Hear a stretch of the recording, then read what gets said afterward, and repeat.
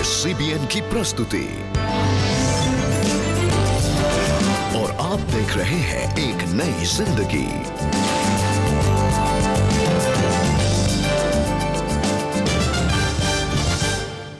Good morning दोस्तों, welcome to एक नई जिंदगी। Good morning friends and a very warm welcome to एक नई जिंदगी। दोस्तों, आज भी हम रिजेक्शन के बारे में बात कर रहे हैं, अस्वीकार्यता के बारे में बात कर रहे हैं। और आज हम बात कर रहे हैं कि when we feel rejected it is a very painful experience. Rejection इतना पेनफुल क्यों होता है? बिल्कुल सही कहा रेबेका। रिजेक्शन, और जब लोग हमें स्वीकार नहीं करते और जहां से हम सोचते हैं हमें एक्सेप्टेंस मिलनी चाहिए, हाँ। और लोग हमें एक्सेप्ट नहीं करते और रिजेक्ट कर देते हैं, बहुत ही एक ऐसे जज्बात हैं, ऐसी फीलिंग्स हैं जिसको आदमी लफ्जों में डाल नहीं सकता और बहुत ही उदास हो जाता है और कॉन्फिडेंस हमारा टूट जाता है और आदमी चाहता है कि मैं अकेले रहूं, बिल्कुल ही जी लोनली हो जाऊं बिल्कुल। जी। इनफैक्ट जिस तरह से परमेश्वर ने हमारी सृष्टि की है, हमें बनाया है, man has this desire to love correct, and to be loved, right. No, to be accepted. Yeah. तो जब ऐसा नहीं होता, जब हमें कोई रिजेक्ट करता है तो हमें लगता है कि वो हमसे प्रेम नहीं करता है, he doesn't love us any more, and then we feel hurt inside. It really really hurts. In fact मैं पढ़ रही थी कि rejection is a very painful word in the English vocabulary कहा जाता है। करेक्ट। सो हम सब चाहते हैं कि लोग हमसे प्यार करें और हम भी लोगों को प्यार करें। दोस्तों, इसी को समझाने के लिए एक सच्ची कहानी आपके सामने लाना चाहते हैं और हम आपको मिलवाना चाहते हैं जेनी ग्रेस से। जेनी ग्रेस की जिंदगी में बहुत उठाव चढ़ाव आया और कैसे उनके माँ बाप का डाइवोर्स हो गया और उनकी मदर ने उनको एक बोर्डिंग स्कूल में डाल दिया और कई ऐसी चीजें आई उनकी लाइफ में जिसमें फीलिंग ऑफ रिजेक्शन उनकी लाइफ में आ गया। दोस्तों और दर्शकों, क्या आपके मन में भी ऐसी फीलिंग्स हैं? तो जेनी की लाइफ से आप सीखेंगे और जानेंगे कि कैसे परमेश्वर ने उनकी जिंदगी में काम किया और कैसे उस रिजेक्शन को एक्सेप्टेंस में बदल दिया। आइए जेनी से मिलते हैं।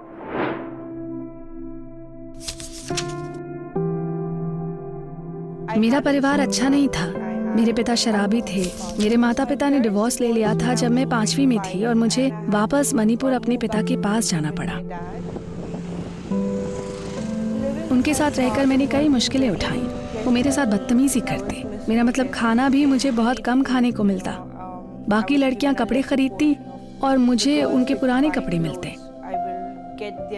हर रोज किसी न किसी काम पर ताना देना कि ये नहीं हुआ, ऐसी बातों पर सुनाना जो मैंने कभी किया ही नहीं। गुस्सा अंदर ही अंदर बढ़ रहा था। फिर मैंने अपनी माँ को फोन किया और मैं रोने लगी, ये कहते हुए कि अगर तुम मुझसे प्यार करती हो तो वापस आओ और मुझे ले जाओ, और अगर ऐसा नहीं कर सकती तो फिर मेरे जीने का कोई मतलब नहीं। तो इस फोन के बाद मैंने देखा कि मुझे माँ अपने साथ ले जाने के लिए आई और अब मैं वापस दिल्ली में थी। मैंने अपने पिता से बात की। वो इस बात से खुश थे कि मैं वापस दिल्ली आ चुकी हूँ। दरअसल उन्हीं के परिवार वालों ने उन्हें ये भरोसा दिलाया कि माँ ने ही मुझे किडनैप किया है। तो उन सब से मुझे दूर रखने के लिए ही माँ ने मुझे एक हॉस्टल में भेज दिया। मेरे माता पिता ने फिर से शादी कर ली और वो चीज मुझे खटकी, क्योंकि मुझे कभी वो प्यार नहीं मिला जो मैं चाहती थी। और जब मुझे वो प्यार माँ दे रही थी कि मुझसे उन्हें छीन लिया गया, मैंने भी खुद के लिए दीवार खड़ी कर ली। मैं किसी को भी, खासकर माँ को, अपने से बात नहीं करने देती। मेरा मतलब वो जब भी मुझसे बात करने की कोशिश करती मैं उसका जवाब गुस्से में ही देती। ये दिन ब दिन इतना ज्यादा होने लगा कि मैं अपने माँ बाप से एक भी दिन ठीक से बात नहीं करती थी। अगर हॉस्टल में मुझे कोई गुस्सा दिलाता तो मैं या तो उनके कपड़े फाड़ देती थी या फिर उनकी चीजें छुपा देती थी। उस दौरान मैं बहुत ही बुरी तरह पेश आती थी। जब मैं 9वीं क्लास में थी, मुझे आज भी याद है, उस दौरान मेरी गर्मियों की छुट्टियां चल रही थी और मेरे माता पिता ने एक चर्च का पता लगाया जहां स्कूली बच्चों के लिए संडे के दिन रिट्रीट होता था। हालांकि मैं कभी ऐसी चीज में शामिल नहीं हुई, पर इस बार मैं गई। वहाँ एक ईश्वर की सेवा करने वाली महिला मिली जिनका नाम था गीता आंटी। वो पहली शख्स थी जिन्होंने मेरे लिए प्रार्थना की और ये भरोसा दिलाया कि मैं उस दिन प्रभु के दर्शन कर सकूं। तो मेरे लिए ऐसा नहीं था कि ओह, यीशु ने मुझे छू लिया और मैं एकदम से बदल गई। ऐसा भी कई बार हुआ जब ईश्वर ने मुझे ये एहसास दिलाया कि वो मेरे पास ही है।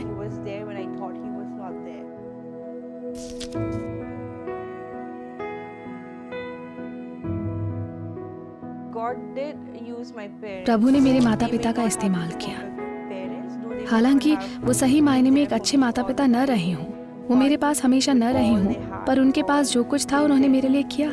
उन्होंने ये ख्याल रखा कि मुझे सब कुछ अच्छा मिले, अच्छी पढ़ाई कर सकूं। उन्होंने इस बात का ख्याल रखा कि मैं अपने पैरों पर खुद खड़ी हो सकूं। अपनी बात करूं तो मेरी माँ मेरे लिए एक वरदान की तरह है, क्योंकि उनसे ज्यादा हिम्मत वाली महिला मैंने कहीं नहीं देखी। अगर वो नहीं होती तो आज मैं यहाँ इस हॉल में बैठकर आपसे बात नहीं कर रही होती। उन्होंने मेरे लिए बहुत कुछ सहा, और वैसे भी प्रभु मेरे साथ रहे जब मुझे लगने लगा था कि मेरे लिए इस दुनिया में कोई भी नहीं है। हालांकि वो भी मेरे पिता समान है, सिर्फ मेरे लिए नहीं पर हम सबके लिए। जब कभी भी आपको लगे कि आपका कोई नहीं, तो याद रहे कि ईश्वर हमेशा आपके साथ है, और वो जिस तरह मुझे प्यार करते हैं उसी तरह तुम सबको भी उतना ही प्यार करते हैं।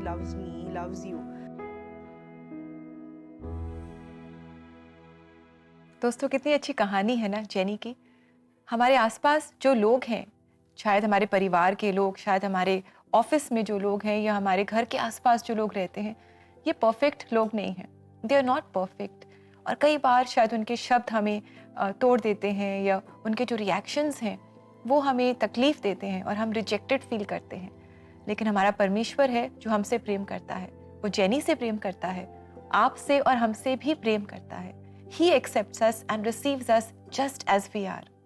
बिल्कुल सही कहा। और दर्शकों, आपने एक चीज नोट करी तो कैसे उसने अपने माँ बाप और पेरेंट्स को फॉरगिव भी किया। जब हम परमेश्वर के वचन में स्थापित होते हैं और परमेश्वर का वचन पढ़ते हैं, तो उससे हमें सामर्थ मिलती है कि हम उनको फॉरगिव करें, माफ करें जिन्होंने हमें रिजेक्ट कर दिया हो। दोस्तों, मैं आपको बताना चाहता हूं कि आज से ही आप अगर ऐसा कोई है तो प्लीज आप उनको माफ करें। और इवन द पेन, अगर आपको वो जो दर्द है रिजेक्शन का, परमेश्वर उसको खुशी में जरूर बदल देगा। बिल्कुल यही जो खुशी में बदलने वाली बात है ना, बाइबल में प्रभु यीशु मसीह ने एक बहुत अच्छा इलस्ट्रेशन दिया। दोस्तों, एक ऐसा दृष्टांत है, एक ऐसा पैराबल है जो बहुत ही फेमस है, जिसको कहते हैं भिगोड़े लड़के का parable, the parable of the prodigal सन। पर आज मैं उस भागे हुए लड़के के बारे में बात नहीं कर रहा, उस भिगोड़े लड़के के बारे में बात नहीं कर रहा, उस बागी लड़के के बारे में बात नहीं कर रहा। पर मैं ये बताना चाहता हूं दर्शकों, मैं चाहता हूं वहां से फोकस हटा के आप उस पिता के पास आइए। उस पिता जो इतना प्यार करता था अपने बच्चे से, इतना प्यार करता था, दोनों बेटों से इतना प्यार करते थे वो, और फिर भी उसके छोटे बेटे ने अपने हिस्से की जायदाद लेकर चला गया दूर देश में। और पिता शायद बुलाता होगा, पुकारता होगा, रोता होगा, और उसने एक ना सुनी, और उस छोटे बेटे ने अपने फादर को रिजेक्ट कर दिया, उसकी मोहब्बत को रिजेक्ट कर दिया। उतना कुछ जो उसने परवरिश दी, जितना कुछ संभाला उसके फादर ने, वो सब कुछ एक दिन में हटा दिया, उसने मिटा दिया। क्या बीती होगी उस फादर के दिल में? Oh, what would have been in the heart of the father. सोचिए क्या दर्द मिला होगा उसके बाप को, उसके फादर को, कि उसके बेटे ने उसको छोड़ दिया जिससे वो इतना प्यार करता है। दोस्तों, शायद वो फीलिंग आपके दिल में भी आ रही है आज, कि मैंने इतना प्यार किया अपने बेटे से, अपनी बेटी से, या जिससे भी, और उसने हमें ठुकरा दिया, उसने हमें स्वीकार नहीं किया, मेरे प्रेम को उसने हटा दिया। दोस्तों, क्या आपके मन में वो फीलिंग आ रही? पर एक चीज मैं बताना चाहता हूं, उस दर्द में भी उस पिता ने अपने बेटे को नहीं भूला। शायद रोज सुबह से रात तक दुआ करता होगा, और शायद उस खिड़की के पास खड़ा रहता होगा, वेट करता होगा। ओह, व्हाट होप ही हैड। उस दर्द में भी एक उम्मीद थी उसके पास, एक आशा थी, और एक दिन वो आशा पूर्ण हुई और वो बेटा लौट के आया, जैसे आप जानते हैं। और वो दर्द, वो रिजेक्शन का जो पेन था, वो खुशी में बदल गया। एक जश्न बनाया गया, एक पार्टी हुई, द बिगेस्ट पार्टी, कि ये मेरा बेटा खो गया था, मिल गया, ये मर गया था, एक बार फिर जिंदा हुआ। दोस्तों, देयर इज होप, एक उम्मीद है। आज आपके जीवन में भी उम्मीद है। जिस दर्द के साथ आप जी रहे हैं, खुदा उसको खुशी में बदल देगा। ये आयत हम आपको देना चाहते हैं, 2 कुरिन्थियों 12:9। पर उसने मुझसे कहा, मेरा अनुग्रह तेरे लिए बहुत है, क्योंकि मेरी सामर्थ निर्बलता में सिद्ध होती है। इसलिए मैं बड़े आनंद से अपनी निर्बलताओं पर घमंड करूंगा, और मसीह की सामर्थ मुझ पर छाया करती रहे। दोस्तों, ये परमेश्वर का वचन है और पौलुस को परमेश्वर ने यूं बोला था कि मेरा अनुग्रह तेरे लिए कामिल है, काफी है। जो भी कुछ हम गुजर रहे हैं दोस्तों, याद रखें उसका अनुग्रह हमारे लिए काफी है। दोस्तों, अगर काफी है तो वाकई काफी है। हम सह लेंगे सब कुछ क्योंकि उसका अनुग्रह काफी, और परमेश्वर एक दिन हमें इसमें से निकाल कर वो खुशी, वो आनंद और वो जश्न लाएगा आपकी जिंदगी में जो परमेश्वर चाहता है। दोस्तों, आइए हम सब मिलकर अपने चैलेंजेस के लिए, अपनी तकलीफों के लिए परमेश्वर के पास आएं, उनसे प्रार्थना करें। CBN प्रेयर लाइन में आप अपनी प्रेयर रिक्वेस्ट हमारे साथ ज़रूर शेयर करें। हमें बहुत खुशी होती है आपके साथ मिलकर आपके लिए प्रार्थना करने में। साथ ही अगर आप काउंसलिंग चाहते हैं किसी भी विषय पर, तो आप हमारी वेबसाइट को विजिट कर सकते हैं। हमारा एड्रेस है cbnindia.org/CBN offerings। यहाँ जाकर आप अपने लिए, अपने लव्ड वंस के लिए फ्री काउंसलिंग स्लॉट बुक कर सकते हैं और आप चैट के द्वारा भी काउंसलिंग पा सकते हैं। समय आ गया है कि हम लेंगे एक छोटा सा ब्रेक, और ब्रेक के बाद आज पास्टर बलदेव संधू जी हमें बताएंगे व्हाई इज रिजेक्शन पेनफुल, परमेश्वर के वचन से। तो इस संदेश को हम सुनेंगे इस छोटे से ब्रेक के बाद।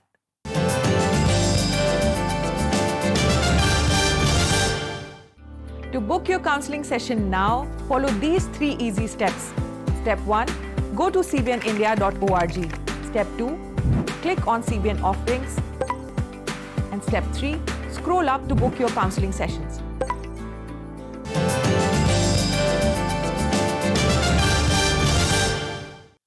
वेलकम बैक दर्शकों। जैसे आप जानते हैं हमारा मंथ लॉन्ग थीम है रिजेक्शन, और आज हम डिस्कस कर रहे हैं कि why is rejection so painful. इतना दर्द क्यों होता है जब लोग हमें स्वीकार नहीं करते। रेबेका, कोई हमें और अच्छी तरह से कोई समझा सकता है इसके बारे में? जी बिल्कुल, परमेश्वर हमें अपने वचन से बहुत अच्छे से समझाते हैं इन सब बातों के बारे में। और दोस्तों, आज हमारे साथ जुड़ रहे हैं पास्टर बलदेव संधू जी, जो हमें परमेश्वर के वचन से समझाएंगे और बताएंगे कि why is rejection so painful. आप सबको जय मसीह की। इस महीने में हम रिजेक्शन क्या है, अस्वीकृति क्या है, उसके ऊपर हम जो चर्चा करेंगे। आज का जो मेरा टॉपिक है वो ये है कि जब अस्वीकार किया जाता है तो वो दुखदाई क्यों होता है। मेरे मित्रों, हम अपने अपने क्षेत्र में, अपने घरों में, अपने रिश्तेदारी में, अपने दोस्तों के बीच में और अपने कार्यस्थल में बहुत मेहनत करते हैं, बहुत कोशिश करते हैं लोगों की भलाई करने के लिए, बहुत कोशिश करते हैं कि लोगों की जिंदगी में कुछ ना कुछ अच्छा हो सके, हमेशा लोगों की भलाई के लिए सोचते हैं। लेकिन अक्सर हमने महसूस किया है कि हमें रिस्पॉन्स जो है वो उस तरीके का नहीं मिलता है, जहाँ लोग हमारे प्रति नेगेटिव होते हैं, हमारे कामों का ठट्ठा उड़ाया जाता है, जहाँ हमें मजाक में लिया जाता है, लोग हल्के में लेते हैं। और इसका असर क्या होता है कि हम मानसिक तौर पर पेनफुल महसूस करते हैं, हम अपने आप को जो है रिजेक्ट महसूस करते हैं। और जिसका असर क्या होता है कि हम कड़वाहट से भर जाते हैं, निराशा से भर जाते हैं, और बहुत बार जो अच्छा काम हम कर रहे हैं, जो आदत है हमारी, उसको हम छोड़ देते हैं, और यहाँ तक कि हम परमेश्वर के वचन के खिलाफ चले जाते हैं, पाप करना शुरू कर देते हैं। उदाहरण के तौर पर उत्पत्ति की किताब 4 अध्याय में हम कैन और हाबल के एक घटना को पढ़ते हैं। दोनों अपना अपना भेंट जो है परमेश्वर के घर में लेके आते हैं। कैन की जो भेंट थी वो अस्वीकार की गई, हाबल की भेंट जो है वो मंजूर की गई। और कैन जो है इतना कड़वाहट से भरा हुआ था और उसने अपने भाई के ऊपर हाथ उठाया और उसका कत्ल कर दिया गया, परमेश्वर के विरोध में हत्या का पाप कर दिया गया। ऐसे बहुत बार जो है हम ऐसे इस तरीके के मानस में जब रहते हैं, हम कड़वाहट में, निराशा में रहते हैं, जिससे हम परमेश्वर के इच्छा के विरोध चले जाते हैं। मेरे प्रियो, हमें अपने आप को दुनिया की तरफ, दुनिया की रिस्पॉन्स की तरफ नहीं देखना, बल्कि हमने प्रभु की तरफ, प्रभु के वचनों की तरफ हमने ध्यान देना है। हम यशायाह की किताब उसके 43वें अध्याय के 4 वचन में पढ़ते हैं, प्रभु कहते हैं तू मेरी दृष्टि में अनमोल और प्रतिष्ठित ठहरा है। जब दुनिया हमारे कामों को नहीं जानती, दुनिया हमारी कदर नहीं करती, दुनिया हमें रिजेक्ट करती, प्रभु हमें एक्सेप्ट करते हैं, स्वीकार करते हैं, प्यार करते हैं और ये कहते हैं कि तू मेरी दृष्टि में अनमोल है और प्रतिष्ठित है। इसलिए परमेश्वर हम सब पर अनुग्रह करे और दया करे, हमें अपने वचन से उभारे ताकि हम उसके वचन में बने रहें। दोस्तों, आज हमने रिजेक्शन के ऊपर बात की है कि ये दुखदाई क्यों है। अगले हफ्ते में हम बात करेंगे कि इस रिजेक्शन से हम क्या सीखते हैं। तब तक प्रभु में बने रहो, प्रभु के वचन के ऊपर मनन करो और ये तमाम रिजेक्शन की बातों को अपने दिमाग दिल से बाहर करें। प्रभु आप सबके साथ रहे। आमीन।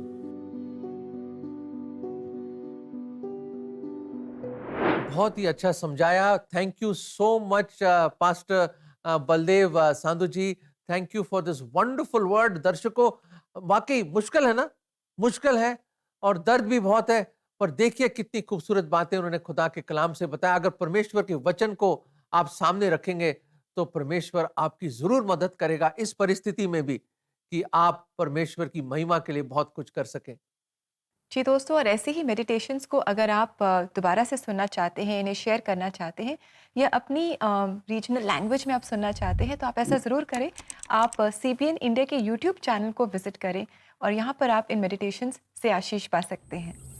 दर्शकों, अब वक्त आ गया है कि हम एक छोटा सा ब्रेक लें, पर ब्रेक के बाद तैयार हो जाइए क्योंकि हम आपके प्रश्नों का जवाब देंगे, क्योंकि आज दिन है कोई शक का, इसलिए आपके सारे शक को दूर करेंगे। इसलिए बहुत जल्दी वापस आएंगे हम, कहीं मत जाइएगा।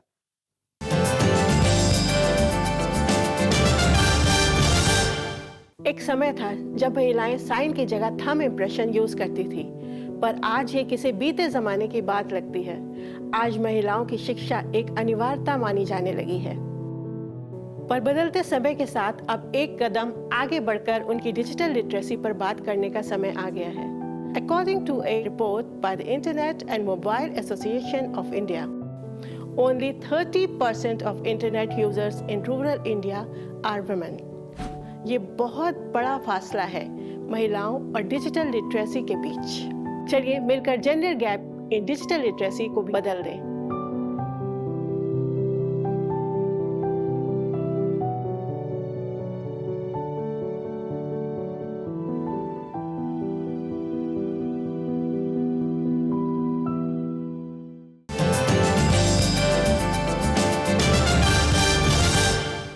वेलकम बैक दोस्तों। आज एक नई जिंदगी प्रोग्राम में हम बात कर रहे हैं that rejection is very painful. जी हाँ, हम सब ने कभी ना कभी अपने जीवन में रिजेक्शन एक्सपीरियंस किया है और हमने जाना है कि हमें इससे बहुत तकलीफ होती है और दर्द होता है।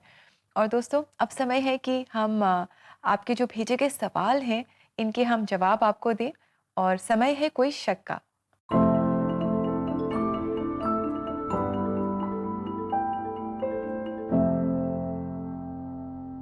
Friends, thank you so much for your questions जो आप रेगुलरली हमें भेजते हैं, हमसे पूछते हैं और हमारी यही कोशिश होती है कि परमेश्वर की मदद से, पवित्र आत्मा की मदद से, परमेश्वर के वचनों की मदद से हम आपके सवालों के जवाब दें।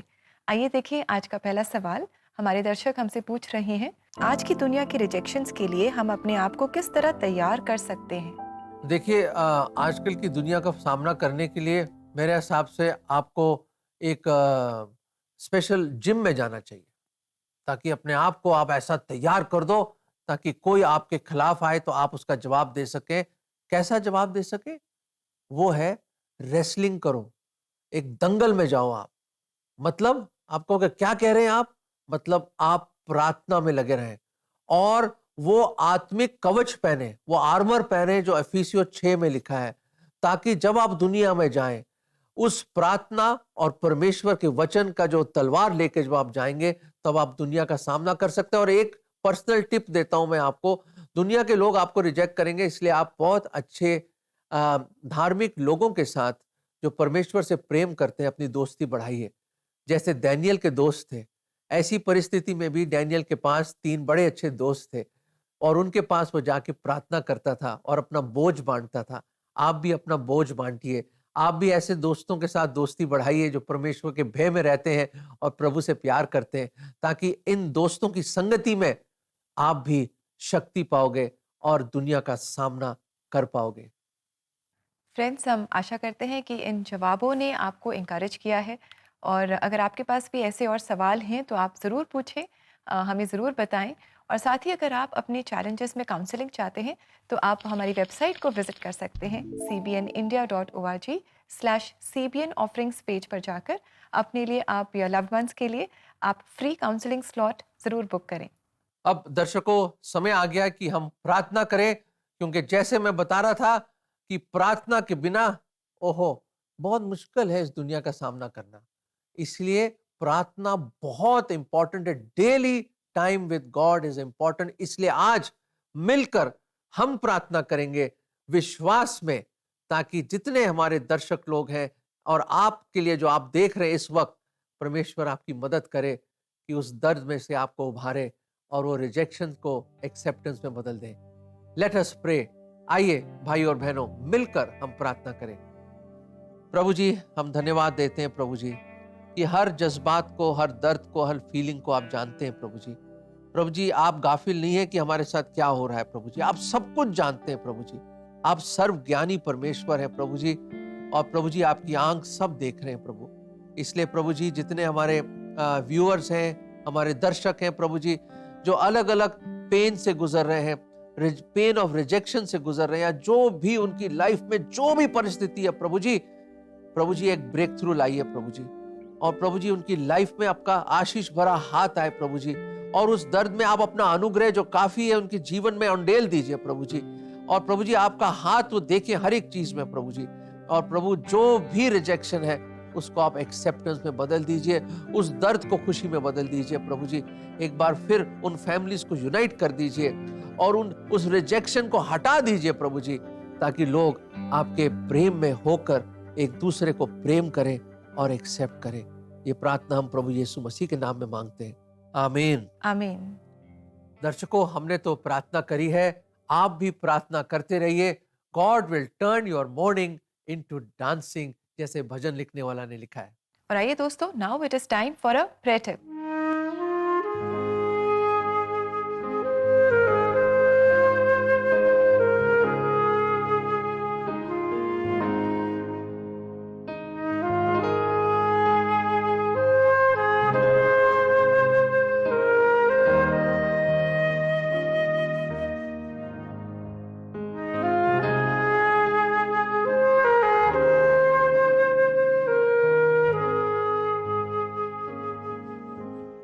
दोस्तों, कभी कभी हम शायद अपने वर्क प्लेस में या कुछ लोगों के बीच में ऐसी सिचुएशन में आ जाते हैं जहां हम रिजेक्शन का सामना कर रहे होते हैं, और अक्सर हमारी टेंडेंसी होती है कि हम इमीडिएटली रिएक्ट करें, कुछ कहें या कुछ करें। लेकिन आज के प्रेयर टिप में हम आपसे कहना चाहते हैं कि if in that situation you can take out time and pause yourself, शांत हो जाएं और इमीडिएटली रिएक्ट ना करें, पर परमेश्वर से प्रार्थना करें। जहाँ भी आप हैं, जहाँ भी आप खड़े हैं, क्षण भर के लिए आप परमेश्वर से पहले आप प्रार्थना करें, परमेश्वर से मदद मांगे कि वो आपको समझ दें। दर्शकों, बिल्कुल सही। और हम ये देखें, प्रेयर टिप के साथ साथ परमेश्वर का वचन हमसे क्या कहना चाहता है।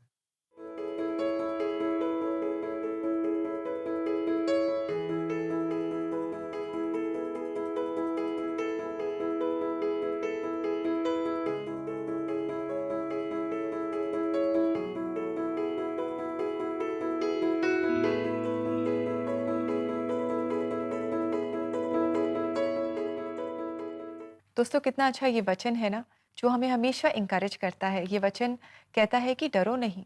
अक्सर जब हम रिजेक्टेड फील करते हैं तो हमारे मन में डर आ जाता है, चिंता आ जाती है और हम परेशान हो जाते हैं। पर ये वचन हमें बहुत साफ साफ कह रहा है कि डरो नहीं। हम क्यों नहीं डरे? जब लोग हमें छोड़ रहे हैं, हमारे अपने हमें छोड़ रहे हैं, हमें धुतकार रहे हैं, हम नहीं डरे, क्योंकि उस समय भी हमारा परमेश्वर हमारे साथ है। वो कहता है, I am your God and I will strengthen you, I will uphold you with my righteous right hand. दोस्तों, जाते जाते ये बताना चाहते हैं कि आज हमने क्या सीखा। मैंने तो बहुत कुछ सीखा। जेनी ग्रेस की लाइफ से हमने क्या देखा कि उसकी लाइफ में ऐसी फीलिंग्स थी रिजेक्शन की, किसी को मिलना नहीं चाहती थी, सोचे कि कोई नहीं उसका। फिर भी उसको पता चला कि एक है जो उसको कभी नहीं छोड़ेगा। एक है जो कभी त्यागेगा नहीं, वो हमारा प्रभु यीशु मसीह है। और कैसे जेनी की जिंदगी बदल गई। हमने ये भी देखा, वो प्रेमी पिता आज भी इंतजार कर रहा है। वो आज भी इंतजार कर रहा है कि लोग उसके पास लौट आएं। दोस्तों, आप उस प्रेमी पिता से बहुत कुछ सीख सकते हैं। अगर आप भी इस रिजेक्शन के पेन में हैं, तो हमारी दुआ और हमारी इल्तिजा खुदा की ओर यही है कि उस पेन को, उस दर्द को खुदा एक खुशी में बदल दे और आप भी लोगों को माफ कर सके, आप भी लोगों के पास वो मसीह का प्रेम लेकर जा सके। जी हाँ दोस्तों, परमेश्वर का अनुग्रह हमारे लिए काफ़ी है। और समय हो गया है आपसे इजाज़त लेने का। और आज भी hope of glory foundation church की कॉयर हमारे लिए गा रही है ये खूबसूरत गीत, पाक खुदा मैनू पाक बना। आइए इनके साथ हम भी इस गीत को गाएं, गुनगुनाएं और इससे आशीष पाएं। कल आपसे फिर मुलाकात करेंगे और कल है थर्सडे, तो पहचान कौन में एक बहुत ही इंटरेस्टिंग क्वेश्चन हम आपके लिए लेकर आ रहे हैं। आप हमारे साथ जरूर जुड़िएगा। तब तक के लिए नमस्कार। God bless you. दर तेरे ते मेरी दुआ, दर तेरे ते मेरी दुआ। पाक खुदा मैनू पाक बना, पाक खुदा मैनू पाक बना। दर तेरे ते मेरी दुआ, दर तेरे ते मेरी दुआ।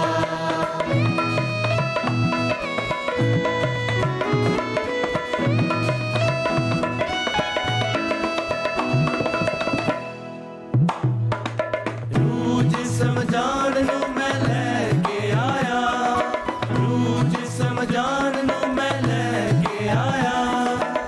कर दे पवित्र मेरे खुदा, कर दे पवित्र मेरे खुदा। मेरे खुदा मैनू दे दे शिफा, मेरे खुदा मैनू दे दे शिफा। दर तेरे ते मेरी दुआ, दर तेरे ते मेरी दुआ। पाक खुदा मैनू पाक बना, पाक खुदा मैनू पाक बना। दर तेरे ते मेरी दुआ, दर तेरे ते मेरी दुआ।